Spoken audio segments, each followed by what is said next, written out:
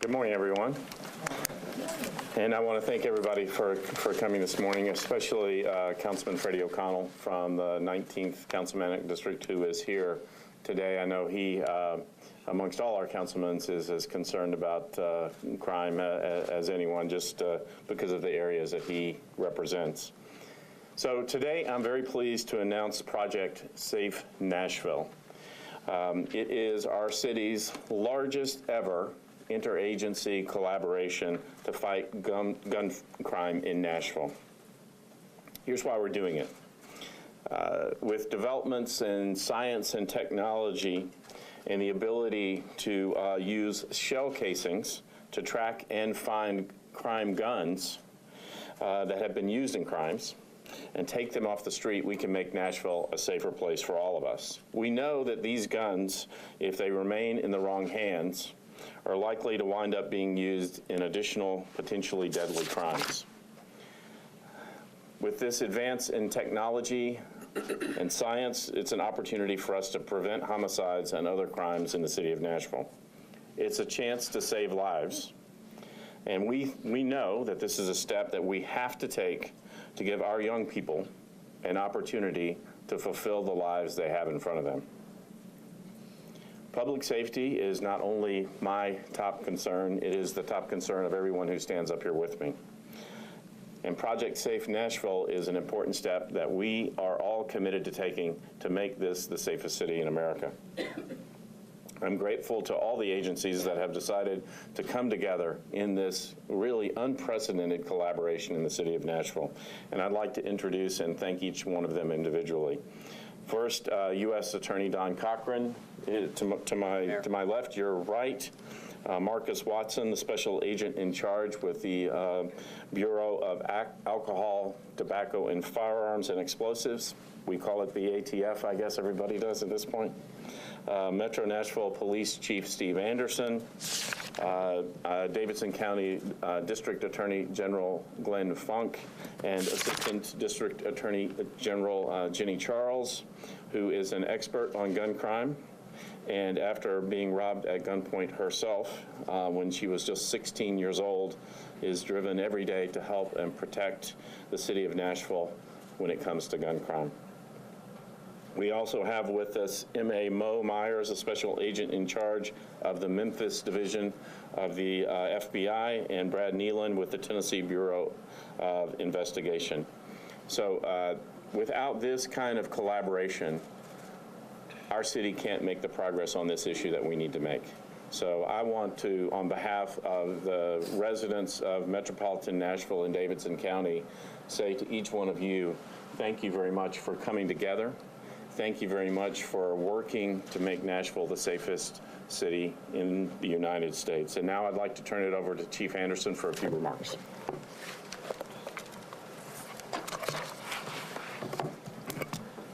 Thank you, Mr. Mayor. And I want to say again that this is the most comprehensive program that we, especially as a team, have implemented. And the goal is to make our city as safe as it can possibly be. And when I say this city, I mean all of this city. I mean the suburbs, I mean the inner city, I mean all across Nashville, even across county lines, assisting other agencies as those guns travel across the county lines, crime here in Nashville, crime in other counties. And over these past years, our officers out on the street have been doing a very good job of using science in their investigation, collecting shell casings at crime scenes. And it'll be the task of the crime gun unit to lead an enhanced full-time effort in close partnership with the ATF and others to identify those persons who are pulling the triggers on our street. And once identified, those who pose a real danger to our community will be prosecuted on the federal level whenever possible.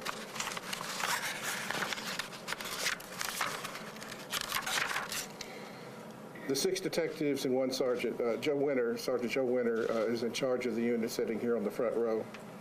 They're all experienced gang detectives, and they're all very familiar with gun violence in our city. And they're presently working on a number of cases and investigations and looking to how these weapons are used on our street. I sat down with the leadership of this unit yesterday and looked at charts that they had compiled, showed where guns had been used and identified, used in various places. This chart covered a whole conference table. And Joe was very instrumental in putting that together and led me through a 10-minute nonstop briefing on how each of these crimes were connected in the cases they were presently working on. And I certainly want to thank the leadership of our city, past and present, for seeing the reality of a full-service crime lab and making sure that we have everything in the way of science to help us in our investigations. And within our crime lab is the firearms unit, using microscopic markings on shell casings to identify these guns, showing that the same guns are used in different places across Nashville. As I said earlier, shell casings are gathered at every crime scene. And in addition, every gun seized by our police department is test fired, and those results are placed in the national database. Think of it this way: your fingerprints are one of a kind. The markings on these shell casings and on the projectiles are one of a kind, and they can be matched up accordingly. Let me give you an example. I'm picking up a weapon here. I assure you it's unloaded and it's rendered safe. You can see the red stop in it. This gun is an example. It was seized from the bedroom of a convicted felon, convicted on drug charges, by probation officers and our gang unit. When this gun was test fired and the results analyzed, this same weapon was involved in a shooting on Westchester Drive in 2015, Forest Park Road in 2015, and Glenwood Drive in 2015. So you can see how this gives our investigators many leads to follow as they're trying to identify who is going about the city using guns to perpetrate their violence. And I might say the convicted felon who was in possession of this gun is now in federal prison. And certainly I want to thank Mayor Briley for realizing and understanding that the funding is there to carry out this vital work, and certainly appreciative to United States Attorney Don Cochran and all of our partners, ATF, FBI, the Tennessee Bureau of Investigation, to make Project Safe Nashville a reality here in Nashville and do all that we can to make Nashville as safe as it can possibly be. Thank you.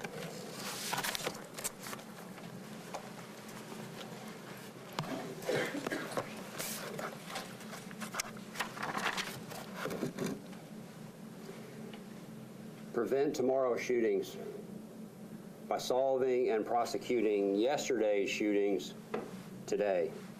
That's simply stated the premise behind the initiative that we announced today. We want to prevent shootings from happening tomorrow by solving and prosecuting the shootings that happened yesterday today. But Project Safe Nashville, although simple in its premise, is dramatic in its scale, as you can tell by the folks who are with me here and I'm privileged to share the podium with today. In fact, as the mayor said, this is the largest gun crime initiative in the history of metropolitan Nashville. I'd like to thank Mayor Briley for his wholehearted support of this program, and Chief Anderson and the Metro Nashville Police Department for their hard work in making it a reality. At the county and state level, thanks are due to Davidson County District Attorney General Glenn Funk and TBI Director David Roush for their steadfast support of this effort. And I'm deeply grateful that the federal partners that I represent as a United States Attorney are bringing their significant resources and experience to this fight. The ATF, represented here today by Special Agent in Charge Marcus Watson, provides the project with their expertise in firearms investigation, while the FBI, which is also represented by their Special Agent in Charge, Mel Myers, has the vital role of focusing on violent robbers and carjackers who commit federal gun crimes. As the U.S. Attorney here in Nashville, one of my top priorities is fighting violent crime. The message that's been sent to me by my bosses over the 16 months I've been in this office, first Attorney General Jeff Sessions and now Acting Attorney General Matt Whitaker, has been unmistakably clear. My job is not to explain away high violent crime rates. It's to work with our federal, state, and local law enforcement partners to bring them down, period. To that end, my office has stepped up its prosecution of armed and violent offenders, and last year we doubled the number of federal firearms defendants that the office charged. Our efforts, together with the excellent work of the Metro Nashville Police Department and everyone else that you see on this stage, are having positive results, as evidenced by a 22% reduction in the number of murders last year in 2018. That homicide rate, though, is still double what it was just 5 years ago. And for our neighbors whose families are forever shattered by violence, families like children, families who have children like Daniela Medina, who was just turning 18 when she became Nashville's first homicide victim of 2019 a few weeks ago. For those families, the promise of Nashville as the IT city falls flat. We can and we must do better for those citizens of our community. Project Safe Nashville is a plan to do just that. The project is a proactive, forensic-based, data-driven strategy to reduce violent crime by focusing on the rapid collection, analysis, and investigation of gun crime evidence, such as recovered shell casings like these that are left on the streets of Nashville every single night, and guns like this that are used to commit crime. Taking these shell casings and guns like this and modern technologies like the ATF's National Integrated Ballistic Information Center or Network, or NIBIN, the Joint Task Force of Metro Nashville Police and ATF agents, detectives, and analysts will collect and accurately identify active trigger pullers, disrupt their criminal activity, and prevent future violence. Quite simply, we are chasing the guns that the evidence tells us are involved in shootings. And when we intend to stop whoever's behind that gun without regard for who they are, where they live, or what they look like.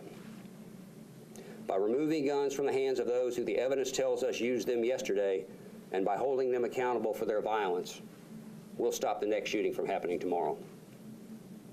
So what I wanted to do now is to show you two charts that I brought today over here to the side. These are called Niveen Leads. And these are the documents, when the Chief talked about the firearms lab. The Niveen unit there at the firearms lab produces documents like these that are sent to this new crime gun unit. And these documents, they tell a story. To an experienced investigator looking at a document like that, he immediately knows the story, and that's the story of a gun. In this case, I brought one telling the story of this gun that the Chief has already shown you. So that gun we now know is that gun in the center circled in red. When it's circled in red in NIBIN language, that means it's a gun that we have in our possession. That's how we know the make, model, and serial number of this gun. Chief told you the end of this story. It happened in February of 2016 down here on the lower right-hand part of this chart when the probation officers and Metro Nashville officers were doing a check of somebody who was on probation for a felony. They found that he possessed this firearm. Not only that, when he possessed it, it was loaded, and it was loaded with an extended magazine that had extra rounds in it, and another loaded magazine was nearby. So that gun was taken from that individual. It was taken to the crime lab. As the Chief said, it was test fired, as all guns are, and when it was, the shell casings that it shot out, like this one, are analyzed, and the gun leaves a fingerprint, as the Chief said. So when that data was entered into the NIBIN system, we learned the rest of that gun's story.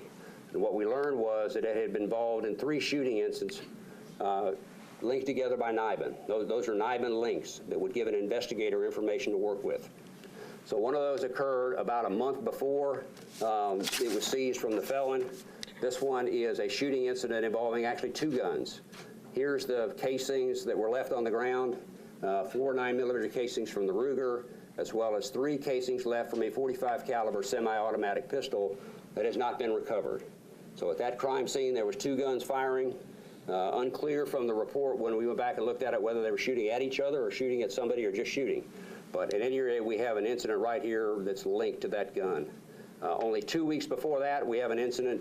The damaged property was a vehicle parked in an apartment parking lot that this gun shot up. It's got, I believe, that's 6 9mm casings that were fired, so at least 6 times that gun fired in that parking lot at that vehicle. And then about 6 months before that, that gun was also used in a shot-fired call where nobody was arrested, nobody was suspects were present. No one was present when the cops got there. But 18 rounds from this gun, at least, were fired in that incident. So that's the story of that particular gun that chart tells. And I think we would probably all agree that that's a good story in the sense that we took a crime gun off the street. This gun was brought over here by Sergeant Winter this morning from the Metro Nashville property room, so it will not be committing any more crimes on the streets of Nashville.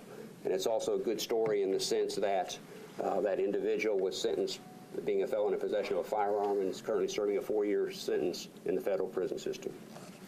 The other chart I brought today tells a different story. And I chose it because of the story it tells, and I think the story it tells us why we need this initiative and why we need this unit. This story is the story of this gun at the top, a .40 caliber gun. We don't know the make, model, or serial number because that gun's still out there. And we don't know the ending of this story, but we already know it's been tragic. Because that story starts with this incident, which actually was 6 months ago yesterday in Antioch, Tennessee. We've redacted off addresses and incident numbers and things like that off these Niveen leads. But the address at Antioch, Tennessee that's on the actual lead, it's an aggravated assault. It's actually if you go back and look at the report, it's actually a drive-by shooting of a house that people were in at the time. And you can see there was at least 3 firearms involved in that incident, one of which was an assault rifle. We know that because there were 10 casings of .223 ammunition, which is military-style, M16-style assault, the ammunition that would be in one of those type weapons. And it was found at the scene. There was also a casing of a 9mm that's never been recovered that was found at the scene. But for our purposes, most importantly, there were 9 casings of this .40 caliber that were fired into this occupied house. Because the story continues because only 5 days later, that same gun is used in an armed robbery. The robbery was a group of individuals in a van getting ready to go to work. 2 robbers came up to them and tried to rob them. Interestingly, this gun has been recovered, you see, because it's circled in red and we know the serial number. That gun was taken from the robber by one of the victims during the robbery. Took it actually, not before it fired one casing that was in the van, but that gun's been recovered. This gun, this .40 caliber, however, the individual who shot that, we don't know who that was.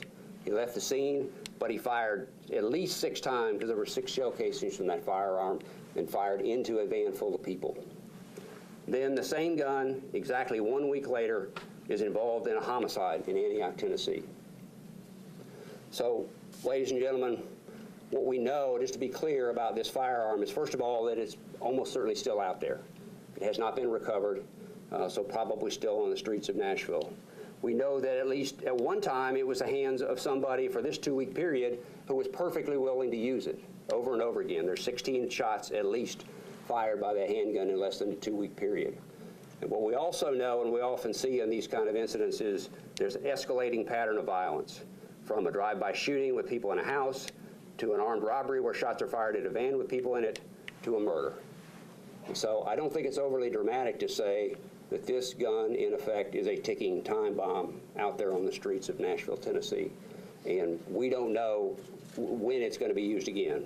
Could be by the end of this press conference today, it's been used for another aggravated assault or robbery or murder. Ladies and gentlemen, I speak for everyone here on this stage today when I make this promise. To anyone who uses a crime gun, whether it's a gun like this one possessed by a felon, or whether it's a gun like that .40 caliber that we know the evidence shows us is out there committing crimes on the streets of Nashville, we are coming after you with this new task force and with all the resources we have together on this stage with all these agencies. And we will take back our city and our streets for all the citizens of this magnificent city. Thank you for your time.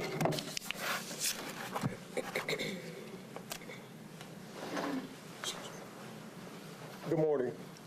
Firearm violence has plagued almost every major city throughout the United States, and as illustrated very well by U.S. Attorney Cochran, Nashville is no exception. When I first got here, one of the first meetings I had was with U.S. Attorney Cochran, and we talked about firearm violence in Nashville and what could we do. Not maybe a month later, the Waffle House shooting happened, and myself and Chief Anderson were baptized by fire together trying to solve that crime. So, Nashville, like most major cities, has had their struggles. Project Save Nashville is an absolute great example of partnershiping and how we can work together to solve a problem. No new resources, just a reconfiguring of the existing personnel working smarter. ATF's not the biggest agency, but we're very effective at what we do. Crime gun intelligence tells us who the trigger pullers are, how to go after them, and NIBIN points us in the right direction. Today represents a great opportunity for us as a community to work together. I look forward to our men and women working together and being back before you with some very good success stories in a very short future. So I'd like to thank the Mayor, Chief Anderson, the U.S. Attorney's Office, and the state and local partners here, and our federal partners, obviously, and putting territories aside and say, hey, let's solve the problem. Let's work together to make sure guns like this one aren't in the hands of people who don't legally possess them and are not out in our communities making it unsafe. Thank you.